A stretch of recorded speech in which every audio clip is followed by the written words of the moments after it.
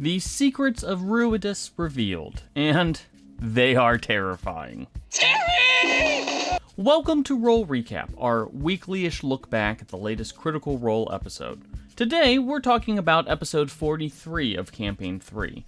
More generally, we'll be covering spoilers from all of Campaign 3, so if you don't want to be spoiled about the latest misadventures of Bell's Hells, click away now. I am warning you. So, we finally know what the deal is with Ruidus, the haunted moon that has vexed Bell's Hell since the first days of Campaign 3. As many suspected, Ruidus is actually the home of an imprisoned elder evil, an entity named Predathos. Predathos isn't a god, it's a god-eater that actually consumed two of Exandria's original gods before it was locked away in a moon created by the remaining deities and some primordial titans. Here's what we know. Predathos is an entity from beyond the stars, an entity that the gods actually recognized when it entered the plane of Exandria. Predathos hunted the gods and consumed Ethodoc, the Endless Shadow, a god of darkness and winter. It also consumed Vordo, the Fate Shaper, a god of fate and order. I was hungry. The remaining gods managed to imprison Predathos in a prison created from Exandria itself and then placed it into the endless darkness of space. That prison became Ruidus, the haunted red moon of Exandria. Now, we will note that this entire Predathos thing seems to predate the Calamity, the Betrayer gods, or anything like that. This is from the earliest days of Exandrian lore. The Grim Verity and Bell's Hells believe that something is about to happen that is tied to Ruidus. Odahan Thul is building an army of Ruidusborn, while Predathos is seemingly creating anchors to this world in the form of Imogen and other exaltants, people with powers that are seemingly derived from Ruidus.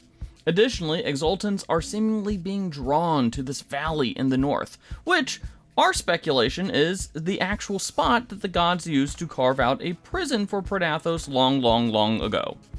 While Ruidusborn have historically been very rare, the Grim Verity have discovered that more and more with connections to the moon's powers are popping up in recent years. Some bad stuff is about to go down, and frankly, our heroes are out of their depth. We've gone from the big bad being the leader of a mercenary group / cult to a god-eating entity imprisoned in a moon who may or may not be building an army of shadow creatures or something else entirely on said moon. Let's not forget that Bell's Hell saw a city on Ruidus. Something lives there. Something is living on the back of an imprisoned cosmic horror entity and has advanced to the point of having its own civilization. I know that sounds bad. While no one knows exactly what's about to happen, there are a lot of major players involved as the solstice approaches. The Cerberus Assembly and the Nightmare King are seemingly attempting to tap into the magical ley lines during the solstice, while Odahan has her army of Ruidusborn. Judicators from Vasselheim are seeking out the Grim Verity, who stole ancient texts to learn exactly what is inside this haunted moon. While the Judicators are supposedly protectors of the gods themselves, are they prepared to fight a god-eater? Do they even care? Do they even know what's about to go down? Now, both Matt and the returning NPC Plane Rider Rin have suggested that the Bell's Hells bring in some powerful allies for what's about to happen. The members of Vox Machina are an obvious choice. They've battled cosmic level threats before, and Keyleth seems to be a target for those trying to usher in whatever it is that's about to happen. Will we see Vox Machina return? Will we see Vox Machina even potentially die in the weeks ahead? My guess is yes. As for Bell's Hells, well, Fern suggests bringing in her grandmother, Morrigan, a keeper of a Fane of the Feywild. If you know anything about Archfey or the Morrigan, you can guess how crazy that is. That's a lot of nuts! To be blunt, some major shit is about to go down. Based on where Bell's Hells is on their particular journey, it's more likely that the group is just going to try to survive whatever it is that's about to happen, rather than actually confront a god-eating entity who's being freed from their prison.